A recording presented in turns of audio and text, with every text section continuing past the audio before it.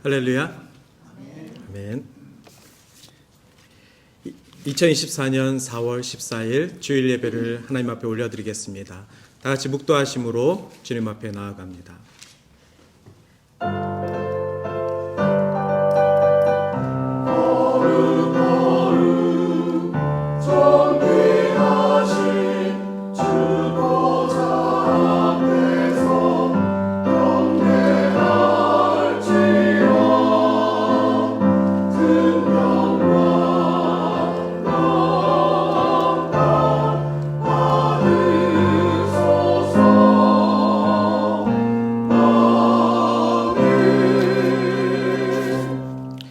그러므로 형제들아, 내가 하나님의 모든 자비하심으로 너희를 권하노니 너희 몸을 하나님이 기뻐하시는 거룩한 산 제물로 드리라. 이는 너희가 드릴 영적 예배니라. 회복의 말씀을 통하여 오늘도 주의 백성들을 부르신 하나님 아버지, 당신의 사랑을 찬양합니다. 지난 한 주간 세상을 살면서 신앙과 멀어졌던 우리들의 삶을 주님 앞에 회개하며 주님, 당신을 다시 한번 바라볼 수 있고 나의 아버지를 향한 예배자의 마음으로 우리들을 이끌어 주신 은혜 감사드립니다. 오늘 하나님 아버지께 드리는 이 예배를 통하여서 회복의 기쁨을 누리게 하시고 다시는 세상으로 돌아가 쾌락을 즐기는 자가 되지 아니하게 하여 주시옵소서.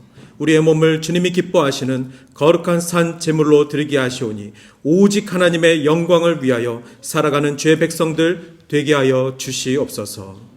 예수님의 이름으로 기원하옵나이다. 아멘.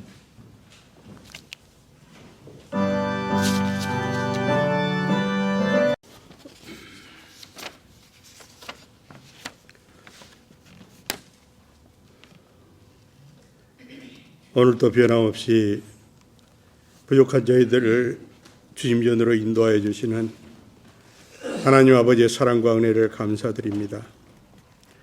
지난 한 주간도 말씀대로 살지 못하였던 저희들이지만 감사로 드리는 우리의 찬양을 받으시고 우리의 기도를 들어주시는 은혜를 더욱 감사드립니다. 주님께서 말씀하여 주셨습니다. 내일 일을 위하여 염려하지 말라. 내일 일은 내일 염려할 것이요 한날의 괴로움은 그날로 족하리라고 기록하여 주셨지만 우매한 저희들은 오늘의 최선을 다하지 못하고 내일을 걱정하고 반복하여 어제 일을 후회하는 어리석음이 있음을 고백하오니 우리들의 어리석고 연약함을 용서하여 주시옵소서. 오직 말씀에 의존하여 말씀에 갈급하며 말씀을 갈망하는 우리들 되도록 인도하시고 지켜주시옵기를 간절히 기도드립니다. 너희 중에 누가 염려함으로 키를 한 자라도 더할 수 있겠느냐고 말씀하여 주셨사오니 오직 나를 온전히 아버지에게 맡기고 의지하여 무거운 짐 내려놓고 자유하는 우리들이 되게 하여 주시옵기를 원하옵나이다. 마른 가지에 새싹이 움트는 계절이 되었습니다. 우리들의 마음에도 더욱 새롭고 밝은 하나님의 세계를 바라보며 살아가는 지혜도 더하여 주시옵소서. 오늘도 주님 사랑하시는 목자를 통하여 말씀을 전해 듣습니다. 성령님의 도우심으로 온전히 전해지는 말씀들이 우리의 심령에 새로운 싹을 틔우고 자라는 생명의 씨앗이 되게 하여 주시옵기를 기도드립니다. 매일 마주하는 하루하루가 우리의 인생길에 되돌아올 수 없는 한 날임을 깨닫고 매일을 말씀대로 살아가는 충실한 종들이 되도록 인도하여 주시옵소서. 오늘도 함께하지 못한 동산의 가족들이 있습니다. 건강 지켜주시옵시고 어려운 고비가 있다면 힘과 용기를 주심으로 승리하는 주님의 백성들 되게 하여 주시옵소서. 교회를 위하여 곳곳에서 수고하는 손길들도 축복하심으로 하늘의 복이 충만한 가정들 되도록 은총을 허락하여 주시옵소서. 고국을 위하여 기도드립니다. 이제 22대 새로운 국회의원으로 새로 뽑힌 국민들의 일꾼들이 나 아니면 안 된다는 사고에서 벗어나 서로 타협하며 의논하여 무엇이 국민을 위한 정치인지를 추구해 나가는 진정한 국민의 일꾼들이 되도록 도와주시옵소서. 이 땅 캐나다와 지구촌 모든 나라들이 평화의 길로 나아가게 하여 주시옵기를 기도드립니다. 지구촌 온 백성들에게 복음이 전해지고 하늘의 축복을 함께 누리는 은총을 간절히 원하옵고 이 모든 말씀 우리 주 예수 그리스도 이름으로 감사하며 기도드렸사옵나이다. 아멘.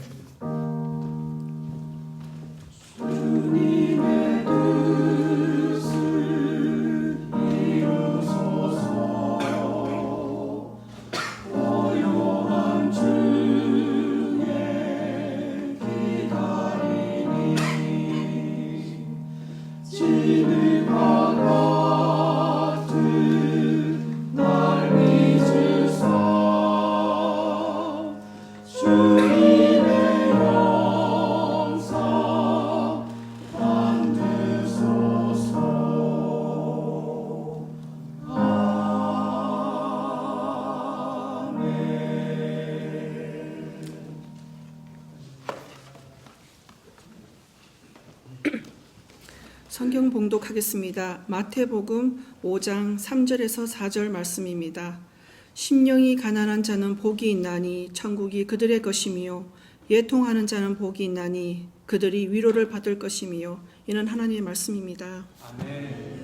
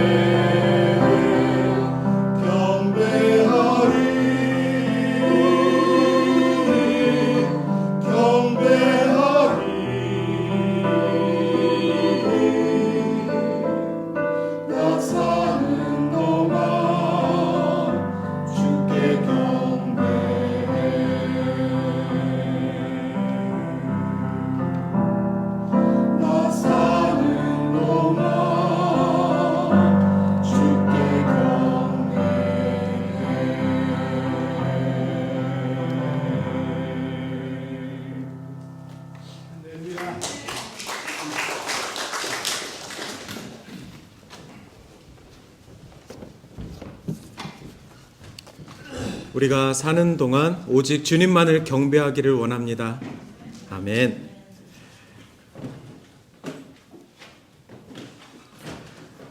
오늘은 팔복 시리즈 두 번째 말씀, 애통하는 자 두 번째 복에 대해서 함께 말씀의 은혜를 나누도록 하겠습니다.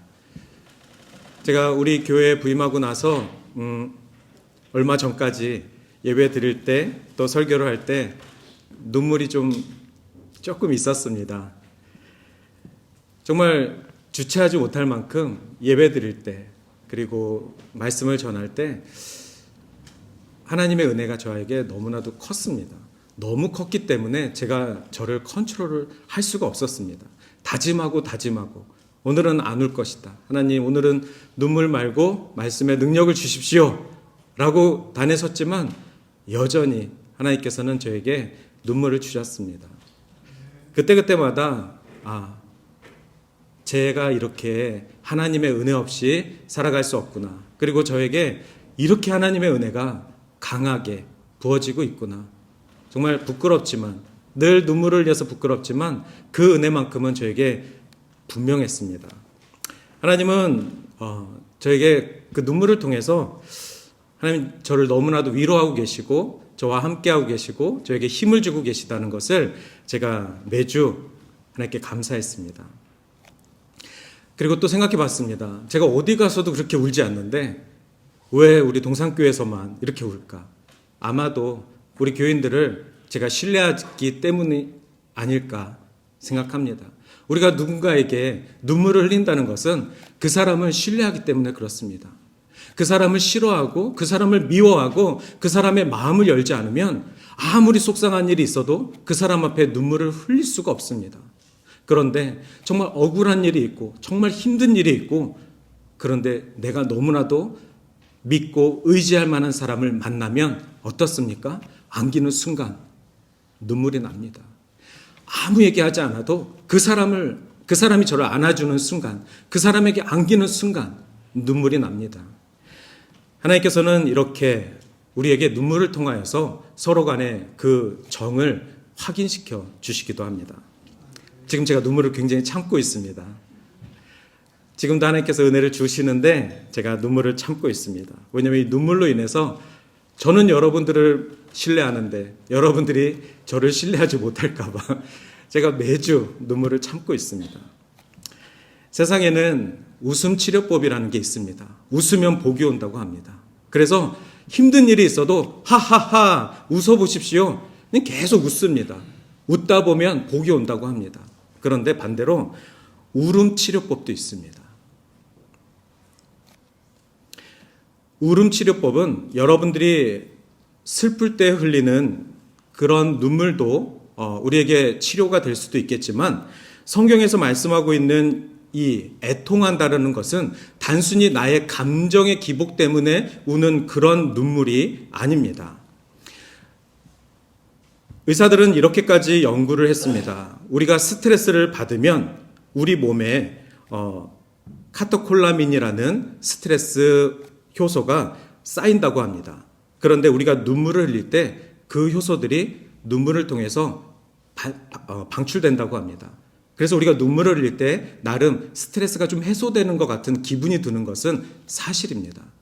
우리 몸에 있는 그런 어떤 스트레스의 요소들이 우리가 무언가를 배출해야지만 나가는데 우리 몸에서 나가는 것이 무엇이 있겠습니까? 눈물을 흘릴 때 그것이 나간다고 합니다. 양파 깔 때 까는 그런 눈물 아니고 우리 어떤 감정의 기쁨과 어떤 슬픔과 그래서 슬픈 드라마를 보고 눈물을 흘리면 굉장히 마음이 겸허해지고 좀 이렇게 스트레스가 좀 풀릴 때도 있지 않습니까? 여기 계신 남성분들에게는 좀 죄송한 말씀이지만 알츠하이머를 연구하는 어떤 센터에서 이렇게 확인을 했다고 합니다. 남성이 여성보다 수명이 짧은 이유는 여성이 남성보다 잘 울기 때문에 그렇다. 좀 전에 제가 말씀드린 것처럼 우리가 눈물을 통하여서 우리 안에 있는 스트레스 요소가 좀 나가는 것이 있다면 아무래도 남성들보다 여성들이 더 많이 우는 상황들이 있기 때문에 그래서 스트레스를 좀 더 배출하고 살지 않나라고 알츠하이머 치료연구센터에서 그렇게 설명을 했다고 합니다.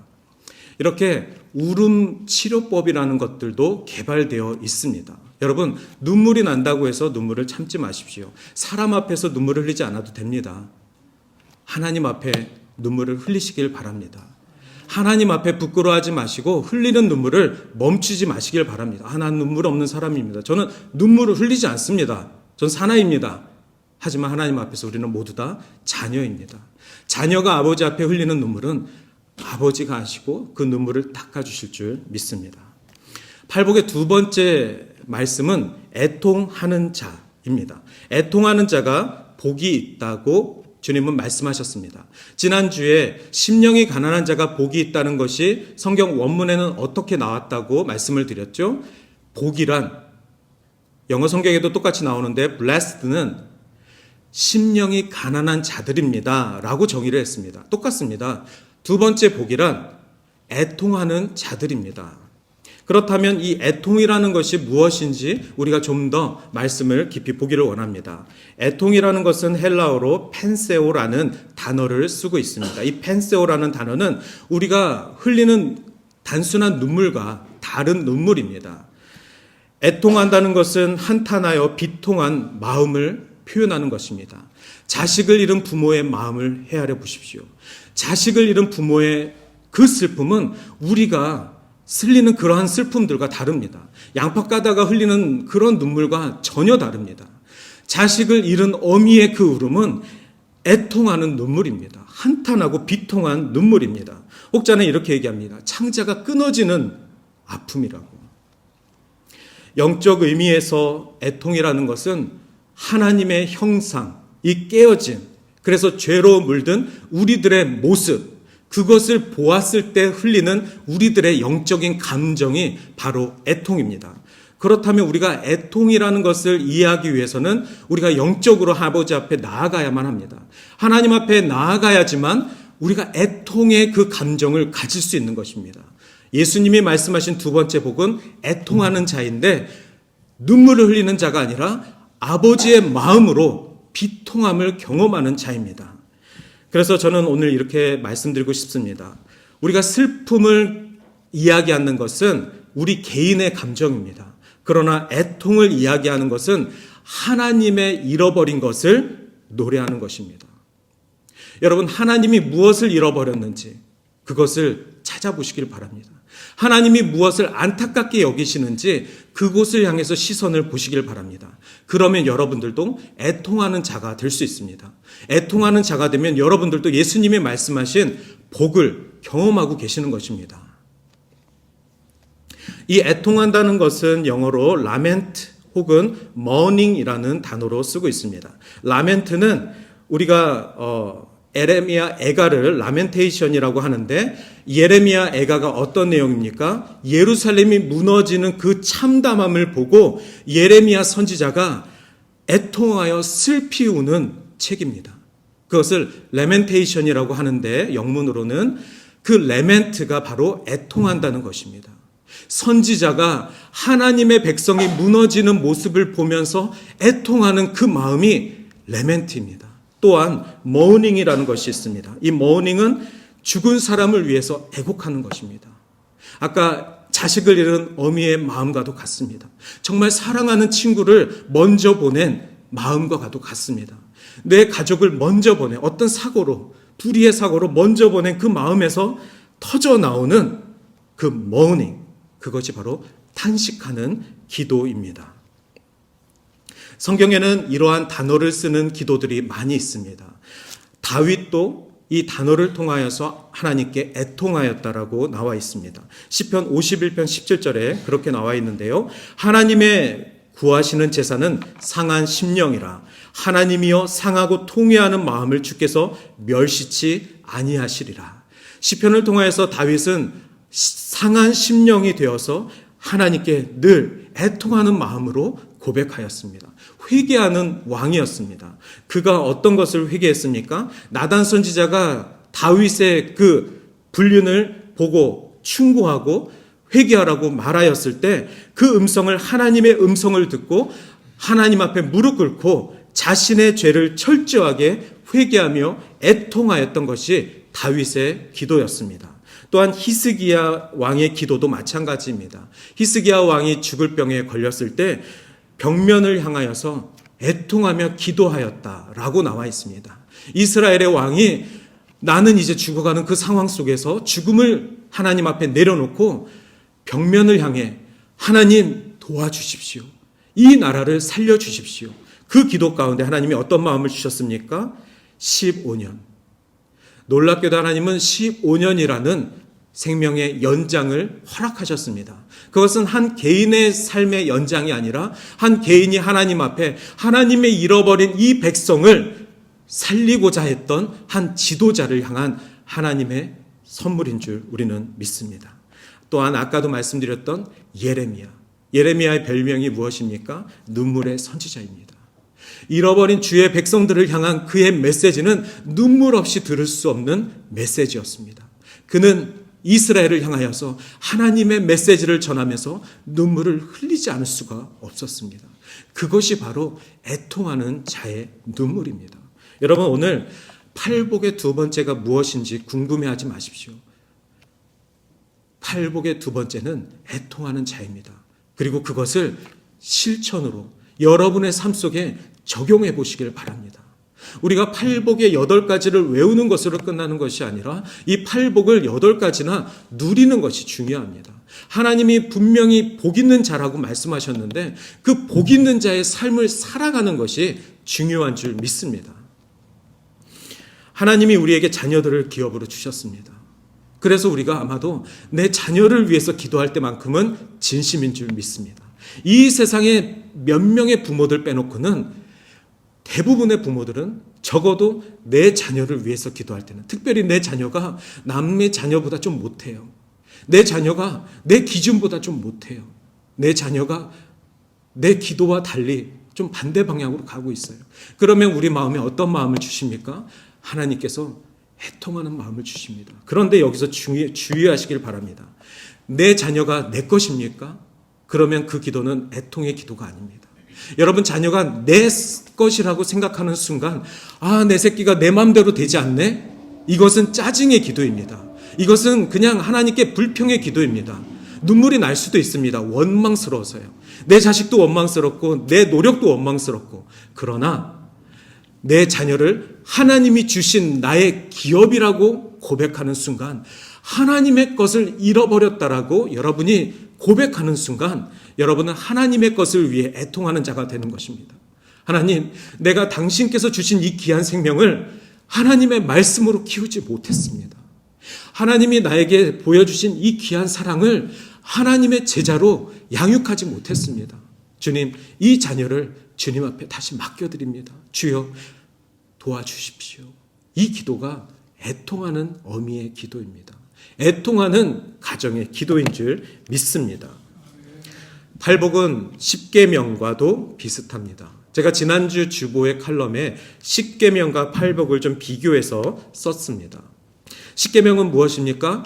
하나님께서 모세를 통하여서 광야의 이스라엘 백성들이 어디로 가야 될지 모르는 혼란 가운데 있을 때 10가지 계명을 주신 것입니다. 하나님은 이 중에 한 가지만 지키라고 말씀하지 않으셨습니다.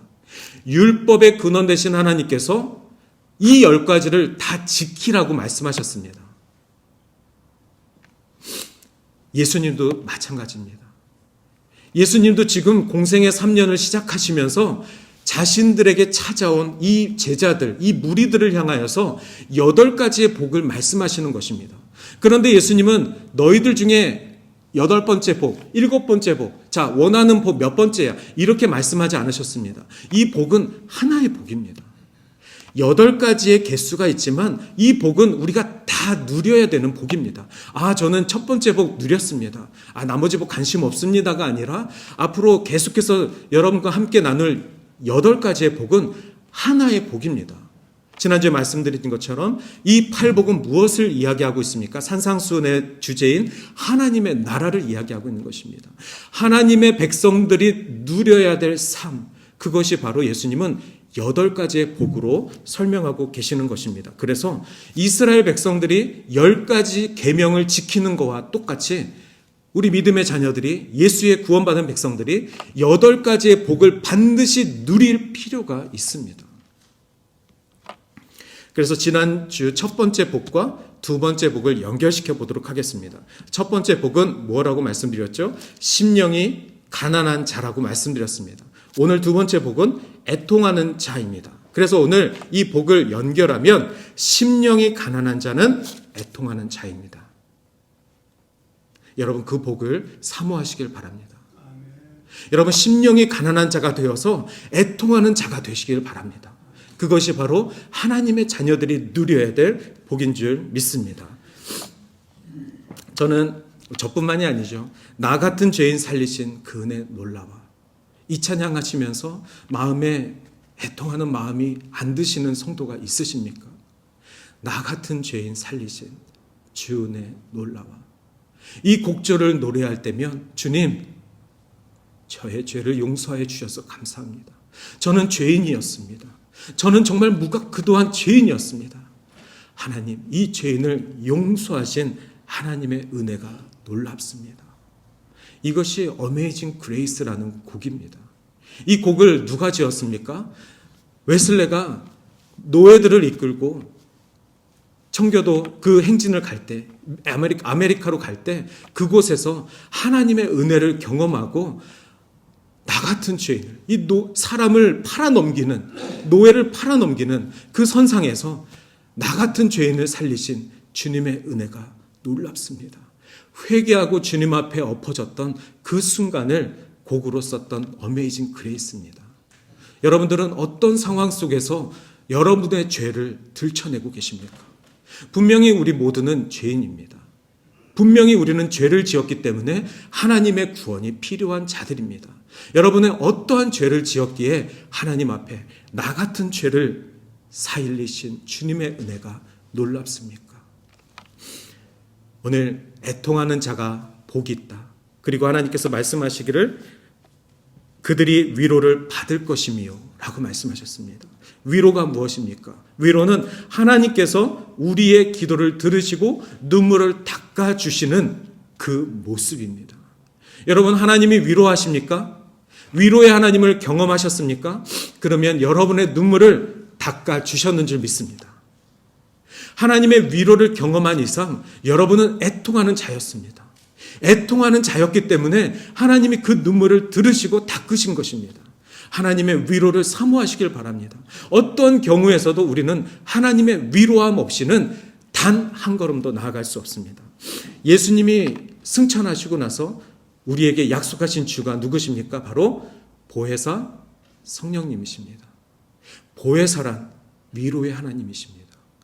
예수님이 우리들과 함께 하시길 원하셨고 예수님이 이 땅에 보내신 하나님이신데 그 예수님이 하늘 보좌 우편으로 승천하실 때 두려워하는 이 제자들을 향하여서 보혜사 성령을 보내리니 그가 너희를 위로할 것이라.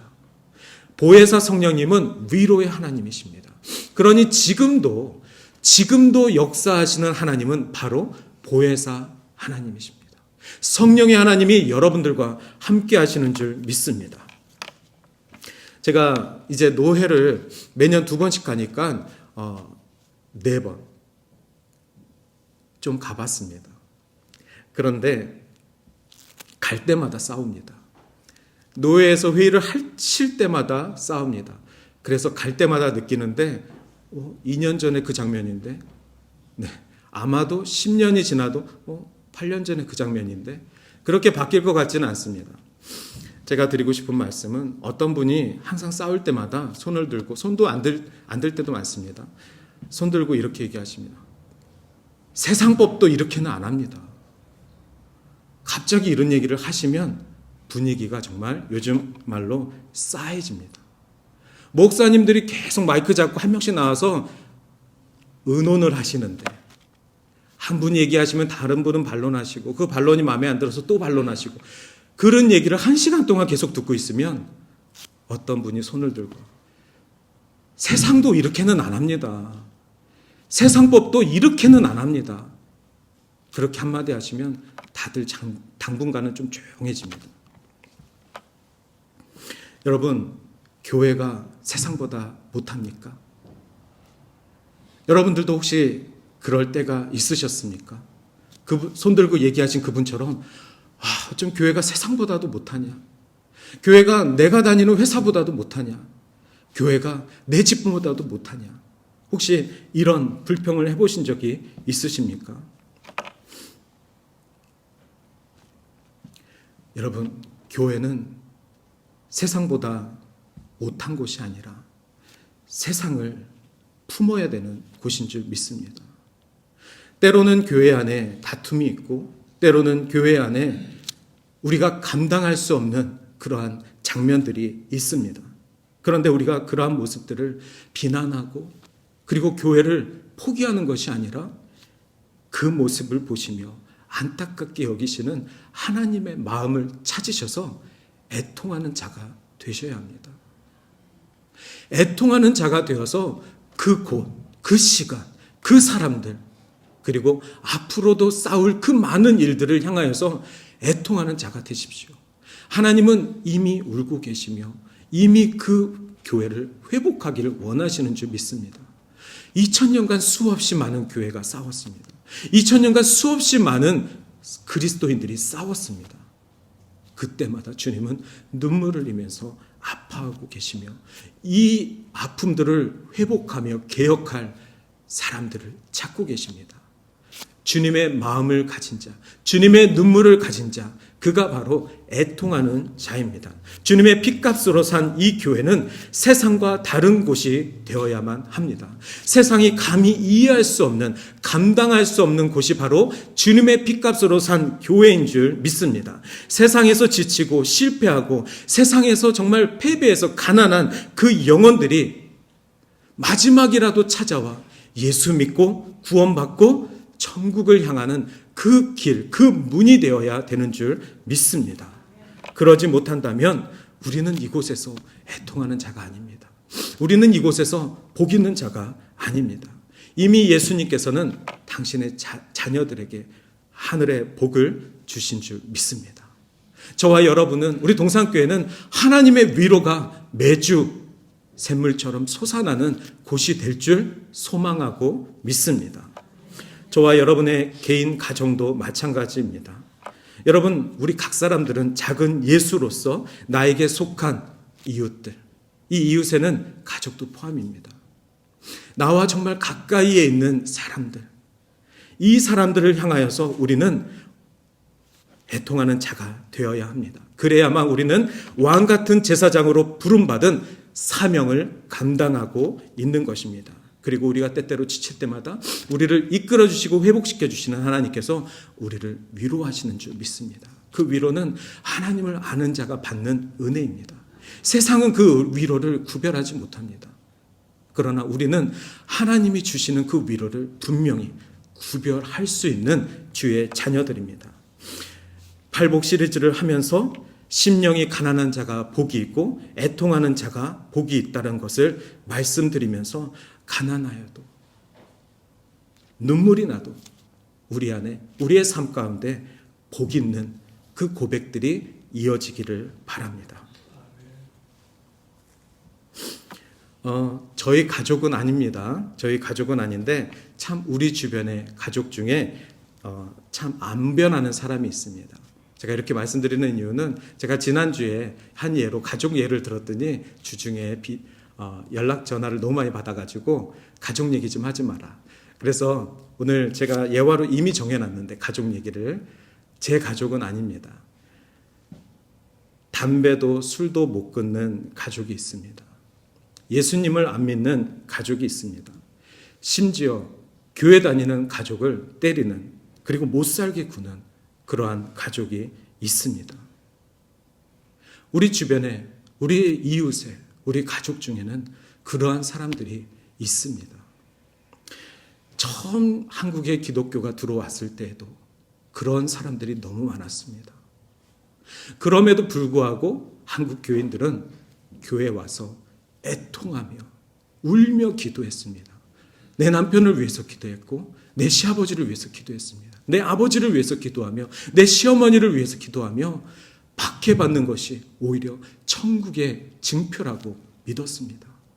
그렇기 때문에 한국이 100년 만에 부흥한 것입니다. 애통하는 성도들이 기도하였기 때문에 그 가족들을 향해서 저주하는 것이 아니라, 그 가족들을 포기하는 것이 아니라 애통하여 그 가족들이 변화될 것을 기도하였기 때문에, 그리고 이 한국교회가 온전히 하나님의 교회가 되기를 소망했기 때문에 오늘날까지 이렇게 주의 복음을 든 한국교회가 된 줄 믿습니다. 미운 사람 있으면 안 보면 됩니다. 그래야 우리의 스트레스가 좀 줄어든다라고 생각할 수 있습니다. 하지만 그 미운 사람이 내 자녀이면 어떡합니까? 안 보고 살 수 있겠습니까? 그 미운 사람이 내 장인이면 어떡합니까? 안 보고 살 수 있겠습니까? 여러분, 우리는 우리 주변에 분명히 하나님께서 십자가를 허락하셨습니다. 분명히 하나님께서 애통할 일들을 허락하셨습니다. 허락하셨는데 애통하지 않는다면 우리는 그 복을 누릴 수가 없습니다. 십자가를 허락하셨는데 무겁다고 내려놓으면 나는 쉽지만 주님의 그 애통은 누가 짊어지겠습니까? 그 십자가는 누가 짊어지겠습니까? 하나님께서 그 십자가를 지고 가는 자를 위로하시는 줄 믿습니다. 하나님께서 그 애통하는 자를 위로하시는 줄 믿습니다. 그리고 우리가 늘 소망하는 것, 하나님, 그 가족이 주님의 품에 안기기 전에 주님의 위로를 받게 하여 주시옵소서. 주님의 은혜를 구별하게 하여 주시옵소서. 주 예수 그리스도의 구원을 받게 하여 주시옵소서. 이 간절한 마음이 우리 안에 매일매일 있어야 되는 줄 믿습니다. 설교를 마치면서 성경에서 애통하는 기도의 가장 정석, 모델이 있습니다. 그분을 소개하고 마치도록 하겠습니다. 바로 예수님이십니다. 우리가 잘 아는 것처럼 예수님은 성경에서 3번 대표적으로 우셨습니다. 첫 번째는 예수님은 무너지는 예루살렘을 향하여서 우셨습니다. 예루살렘이 무너질 때 이미 선지자들이 그것을 예고하였지만 결국에는 예루살렘이 돌 위에 돌이 하나도 남지 않고 무너졌습니다. 예수님은 그 무너지는 모습은 보지 못하셨지만 그 무너지는 모습을 미리 말씀하셨습니다. 그리고 그 예루살렘이 무너졌습니다. 예수님은 그래서 우셨습니다. 우리의 예루살렘, 우리의 성전이 무너지는 그 상황들, 우리의 예배가 무너지는 그 상황들을 우리는 보지 못했지만 예수님이 우리에게 경고해 주신다면 우리는 그 경고를 알고 기도해야만 합니다. 예수님처럼 눈물을 흘리고 우리 다음 세대, 우리 자녀들의 신앙까지 우리가 눈물을 흘리면서 주님 도와주십시오. 우리 자녀들의 예루살렘이 무너지지 않게 도와주십시오. 우리 자녀들의 교회가 무너지지 않게 도와주십시오. 예수님의 눈물을 기억하시길 바랍니다. 또한 두 번째로 예수님은 나사로의 죽음, 그 앞에서 우셨습니다. 지난번에도 설교 때 말씀드렸죠. 나사로가 아프다는 이야기를 듣고도 예수님은 가지 않으셨습니다. 나사로가 장례를 치른 다음에 가셨습니다.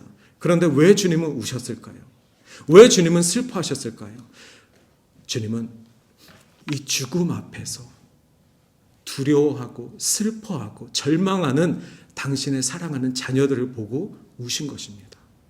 이제 곧 나도 십자가의 질고를 지고 가는데, 나도 곧 십자가 앞에서 죽는데 이 죽음을 이기지 못하는 내 사랑하는 자녀들을 보며 우신 것입니다. 여러분, 죽음이 두려우십니까? 그렇다면 아직도 주님은 우리를 보시고 우십니다. 우리가 부활하신 예수 그리스도를 믿고 새 생명을 주신 예수님을 믿고 우리가 천국의 삶을 살고 있다는 것을 확신한다면 우리는 더 이상 죽음을 두려워해서는 안 됩니다.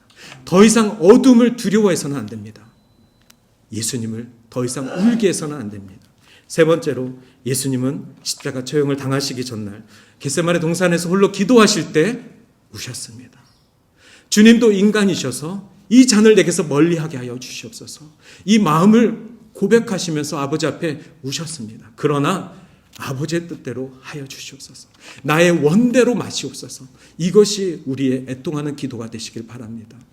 우리가 누군가를 위해서 기도할 때, 우리가 누군가의 삶을 위해서 기도할 때 힘들더라도 주님, 아버지의 원대로 하여 주시옵소서.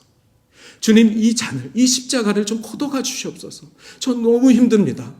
그러나 주님, 나의 원대로 하지 마시고 아버지의 원대로, 아버지의 뜻대로, 나를 향한 그 사명 그대로 주님, 제가 걸어가게 하여 주시옵소서. 이 기도가 여러분 애통하는 기도입니다. 말씀을 마치며 심령이 가난한 자, 지난주에 어떤 자라고 말씀드렸죠? 하나님을 의존하는 자, 하나님을 절대적으로 의지하는 자, 그가 바로 심령이 가난한 자라고 말씀드렸습니다. 또 두 번째는 심령이 가난한 자가 되는 자가 바로 예배를 사모하는 자라고 말씀드렸습니다. 예배를 간절히 사모하는 자가 심령이 가난한 자라고 말씀드렸습니다. 그리고 오늘 애통하는 자, 예수 그리스도처럼 어떤 십자가라도 우리는 애통하는 마음으로 순종하며 하나님의 그 사명 안에서 짊어질 수 있기를, 그렇게 하나님의 위로가 저와 여러분에게 한 주간, 그리고 이 팔복 시리즈를 계속해서 우리가 말씀을 보는 내내 하나님 사모하는 마음이 우리 모두에게 있기를 소망합니다. 기도하겠습니다. 사랑이 많으신 하나님, 감사합니다. 오늘도 주장하시어서 이 말씀 가운데 참 위로를 주시는 줄 믿습니다. 예수님이 말씀하신 그 팔복을 우리가 소망하게 하여 주시옵소서. 우리가 누리게 하여 주시옵소서. 그래서 세상에 복 있는 자의 삶을 살아갈 수 있도록 도와주시옵소서. 예수님의 이름으로 기도드립니다. 아멘.